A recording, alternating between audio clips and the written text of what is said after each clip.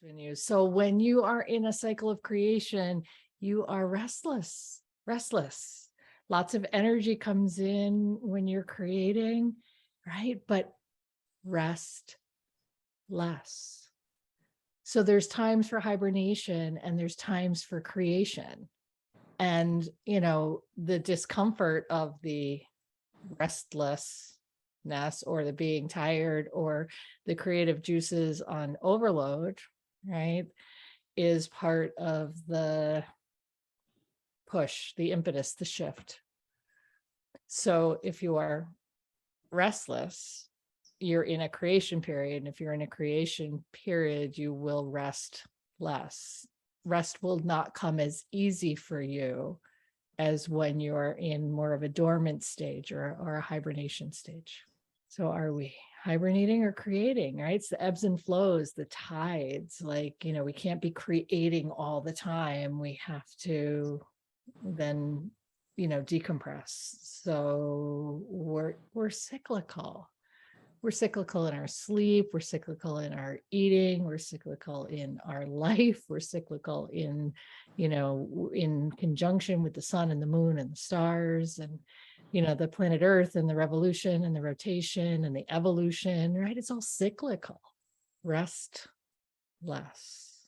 So you are restless, not getting good rest because you are needing less rest to create what it is that's meant for next.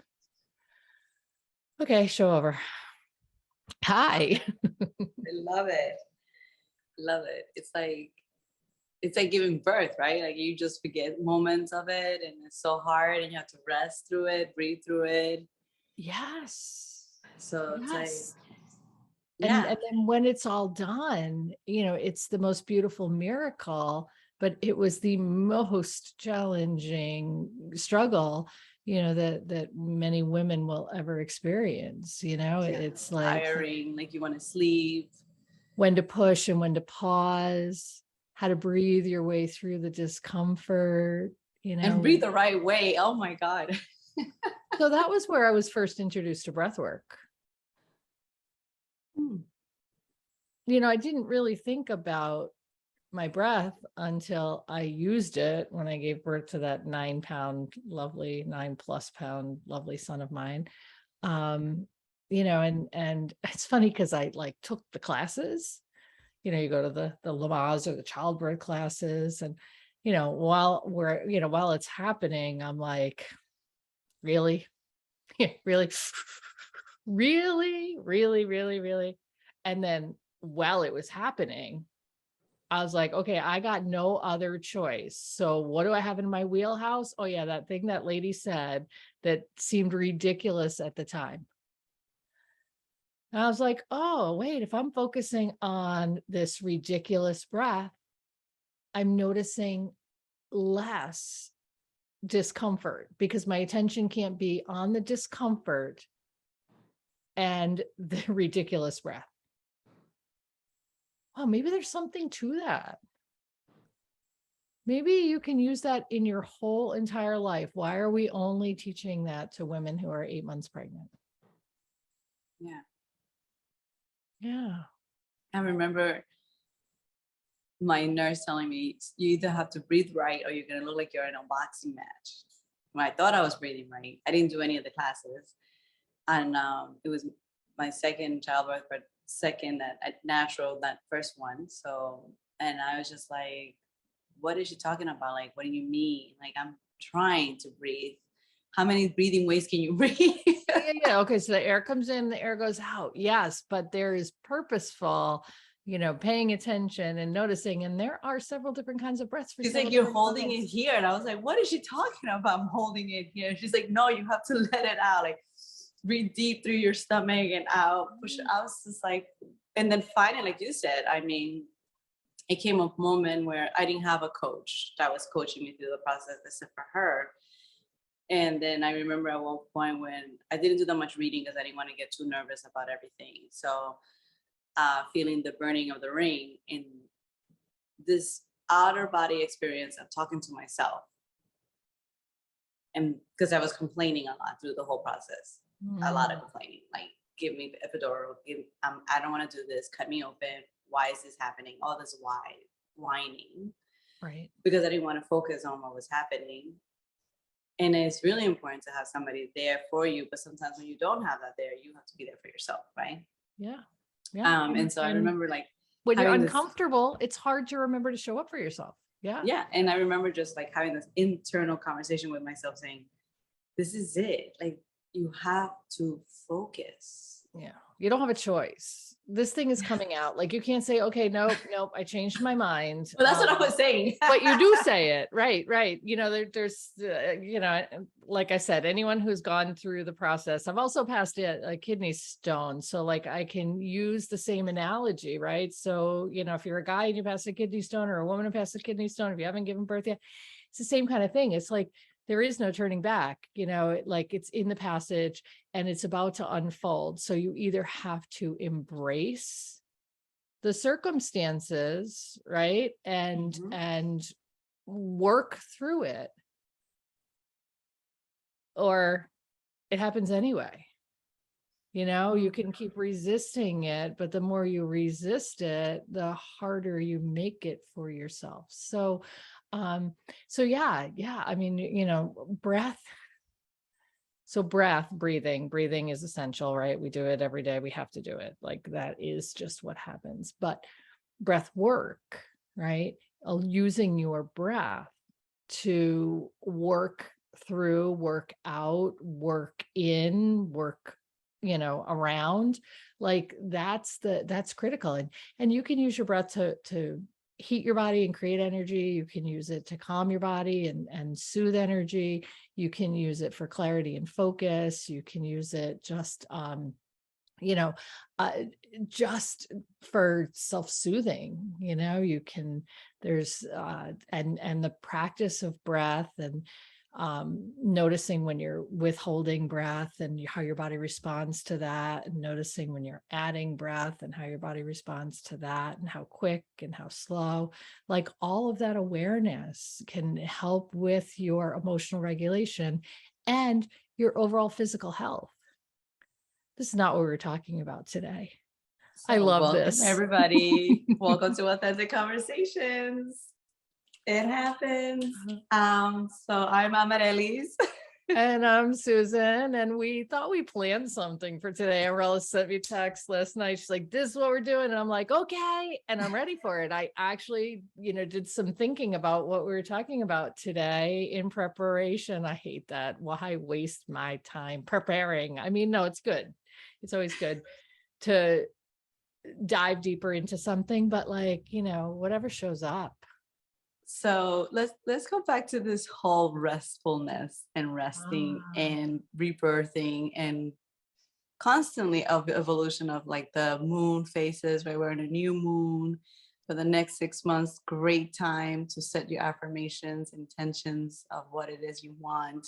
yes. Um, and not feeling guilty when you are tired and that your body works different than others. Sometimes some people need to take a nap, and how we push ourselves to drink energy drinks and be awake because we feel that if we are not moving around like a busy bee, we are not being productive.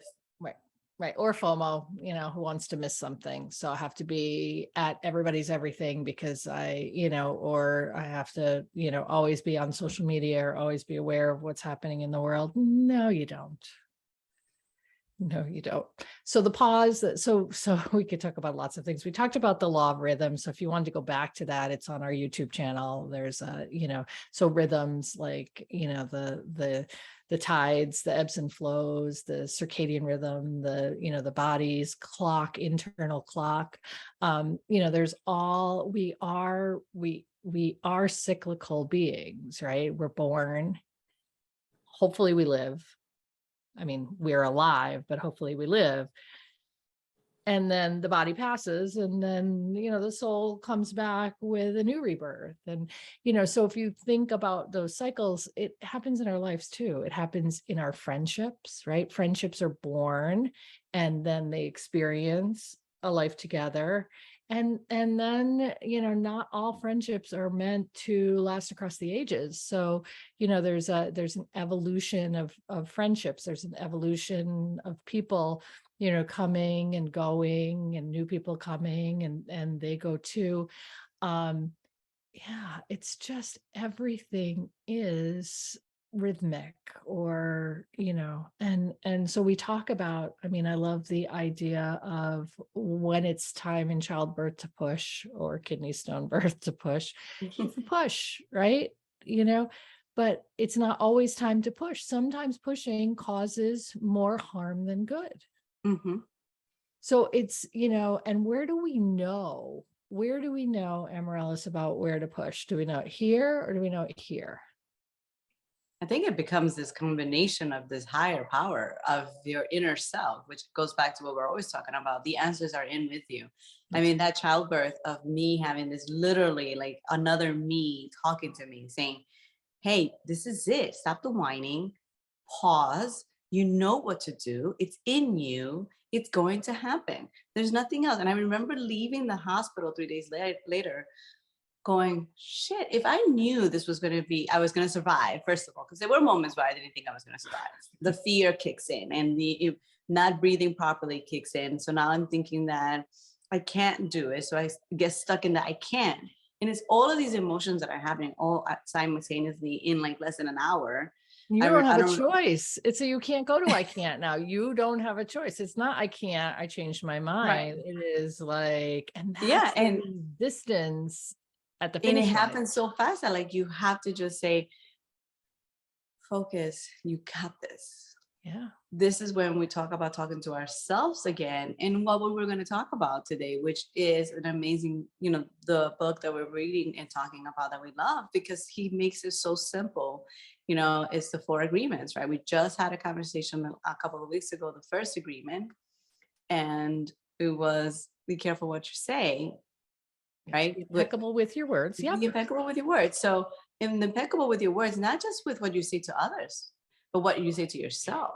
So here comes that word where it's like, you got this, focus. Yeah. And then, today's topic was about not taking it personal, because in the process, we start judging ourselves, and fear comes in, and you're just like, um, oh, this is just me. I can't believe that this is happening to me. Give me the epidural, or I can't do it. I can't do it because others done it before, and I'm not doing it the right way that I was supposed to do it, because I had a C-section and then was blessed, in my first childbirth, kind of a whole plan. And the universe said, you're planning this too much to the point where it's going to go completely the other extreme. Yeah. Yeah. So right. You want to make God laugh, tell him your plan. Yeah. Yeah. Yeah.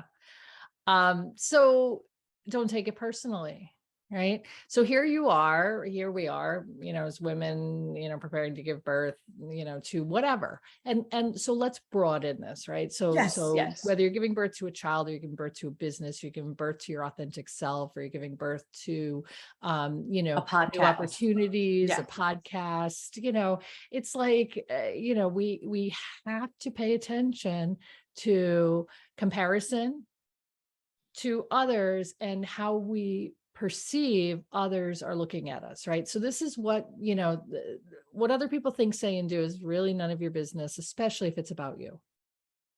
Especially if you're putting yourself out there. Yes. And what they think, say, and do is none of your business, especially if they're talking about you, right? So don't take things personally. They're the people who love and care about me. They're the ones that I might pay attention to, but not change who I am because they're saying something, right? Is there something in, or is it coming up on repeat? That's really where I need to pay attention, right? So if my parent or my child or, my cousin says something to me that, that's an ouch, right? It's not necessarily my ouch. They may have a pain body about whatever it was I was talking about, and they took it personally and wanted to push it off on me. Does that make sense? It does. And, I think it's about what Don Miguel Luis says, is about the programming, right? It's about the programming. I mean, let's take it down to the point that last night when you wrote back to me, don't take this personal. I thought you were going to say something to me about our conversation for today. Yeah. Right away. Oh, First thing in my you mind. thought that was a lead in to don't take this personally, Amarellis, but you got to change your hairstyle. Something. No, you And be I'm like you. preparing myself for the conversation. Like, okay, Susan, what is it? I was just You were making just note. you were saying repeating, which Yes. is a great technique. Hello, we use it all the time in sales. I use it all the time. I'm supposed to mirroring. You were mirroring what I just said. That's But right. some time had went by in between the conversation. I was driving and I get home and I look at the text and my heart goes into a different area. Don't take it And personally, but I don't want to do this anymore. yeah, So, the right. stories we create right away. Oh my, see, and that's so funny because, innocuous me was like, oh yeah, we're talking about don't take it personally. So I just I threw it out there just to confirm that we were on the same page, that is so funny. Yes. So the programming, here's the thing, right? People aren't you. This is why it's don't take it personally, right? Forget the previous conversation. Here is why it's don't take it personally. People are not you. People live in their own world of fears and ideas and beliefs of right and wrong, and it's all been created, by who they are and their environment and where they grew up and what they were taught and what their parents were taught and their parents were taught and their ancestors were taught. This is how it goes. They're not you.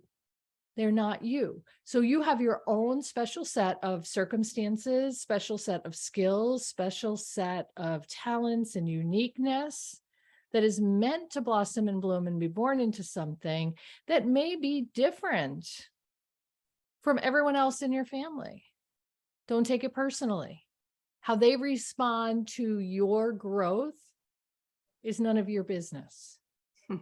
How they respond to your blossoming is none of your business.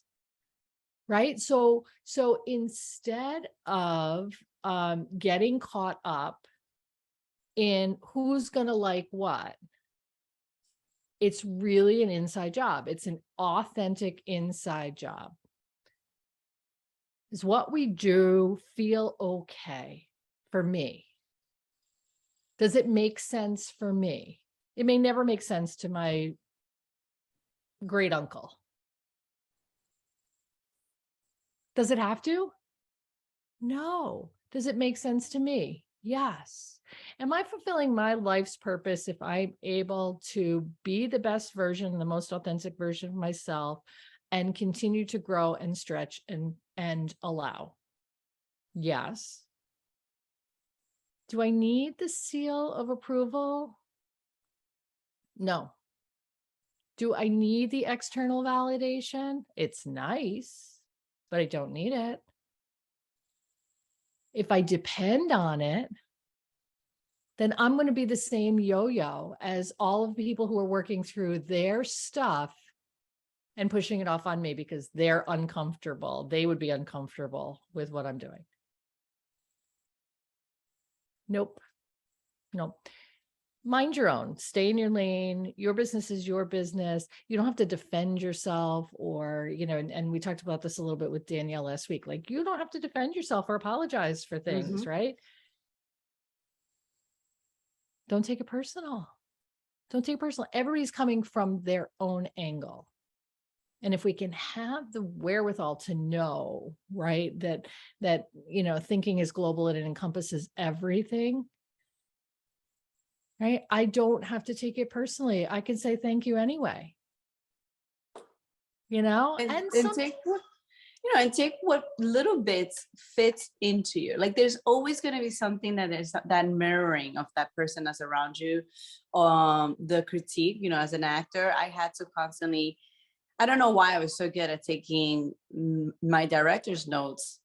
Then personally, right? Like I didn't take that personally. It was my job. And so maybe there were moments I had a little bit of it, but most of it, you're just like going out there, you perform, and then you get a feedback like, hey, don't do this. And then here's the critics. And then there's the reviews. And then the show closes. It doesn't last. And you're like, okay, it's part of the business.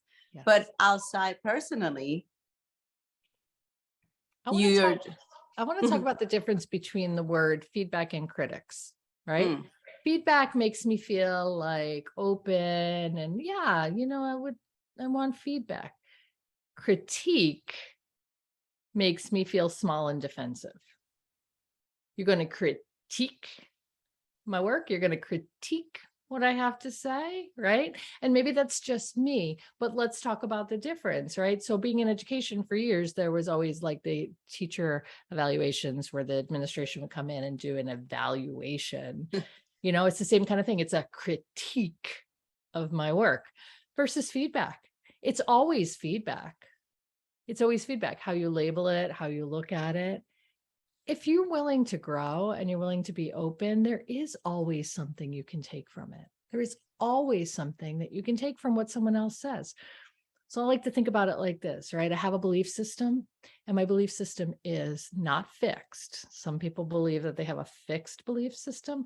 My belief system is fluid, which means that if someone presents something that makes more sense with where I am now, because like where I was before, that belief worked.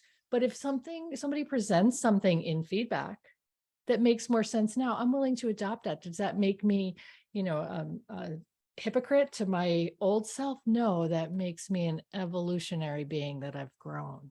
So feedback, right, or listening or noticing is great to make adjustments, but they're not personal attacks on you.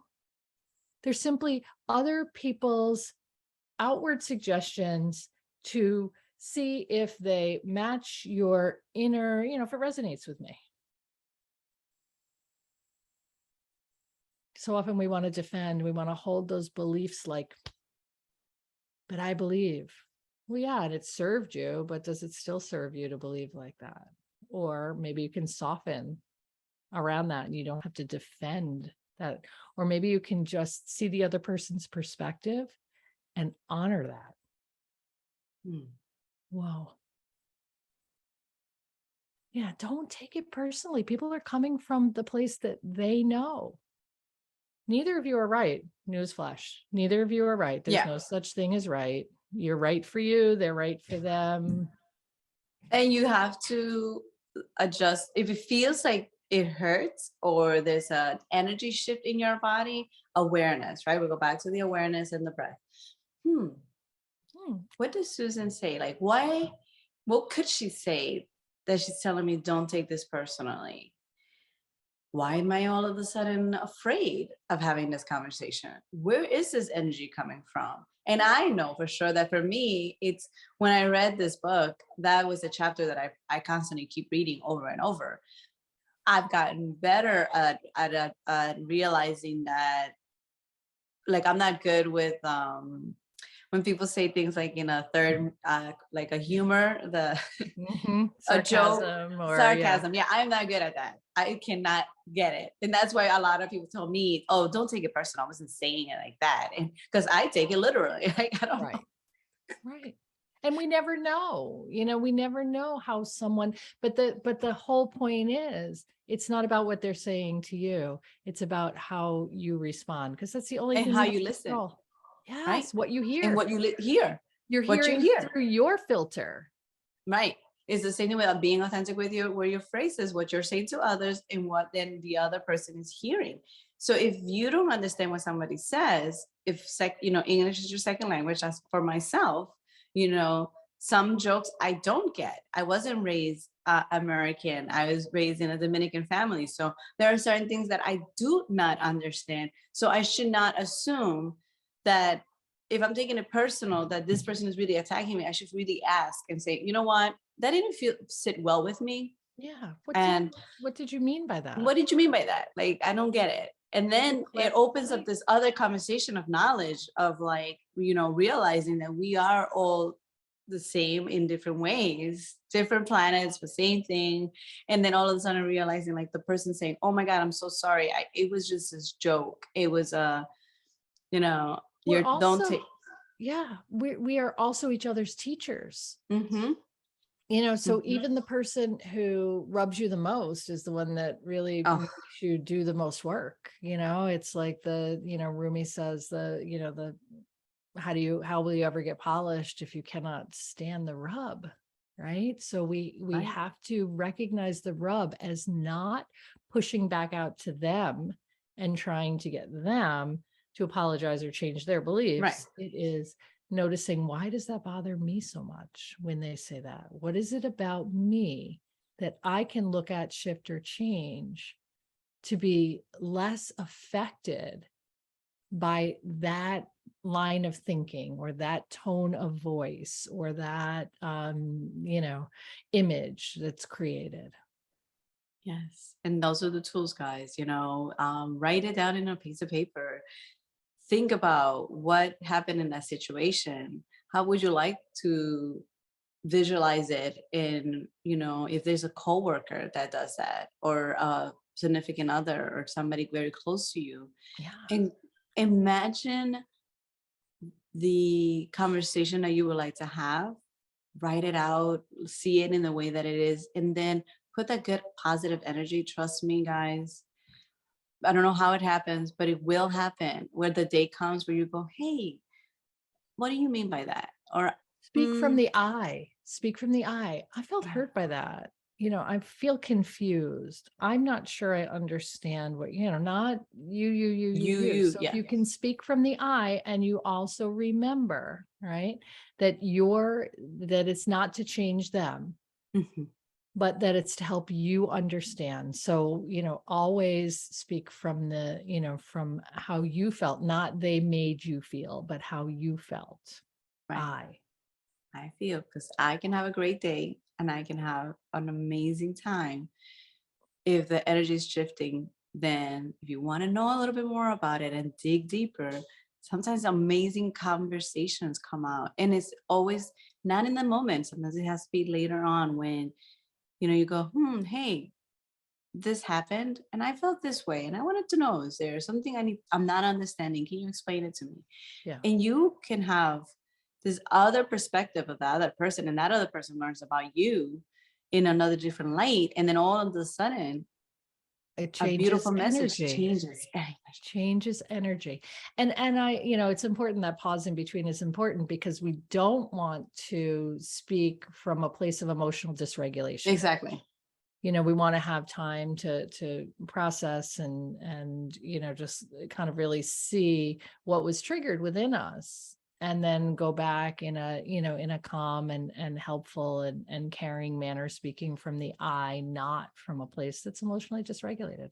And half of the time, guys, you don't even have to go back, No. because it's going to take you to this other story, and then it's going to take you to this memory, and then all of a sudden it's about you and what you have to work through. And it's your cycle, it's your pattern. So why does this particular tone, topic, subject always trigger me? Why does that person trigger me? Who is that person representing in my pain body life? You know what I mean? Like, it's Mm-hmm. just, it's great things to ask yourself. Yeah, it's all good work. It's all good work. Don't take it personal. People are just doing whatever it is that they learned to do, and they're believing whatever it is that they were taught to believe. And it's there's no point in getting upset or using the energy outward when you can use that energy inward to create new pathways and new patterns and new beliefs about yourself, and talk to yourself in such a way that you're not hearing their negativity inside your body. Yep.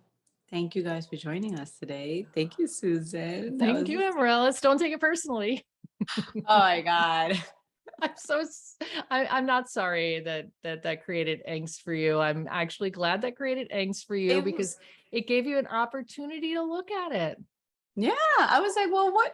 what could she say? And then I was like, wait, this, you're not even reading this correctly. Read it again. And then I was like, oh yeah, derf. The text message probs. Gosh. uh yeah. Anyway, Thank you guys. take care.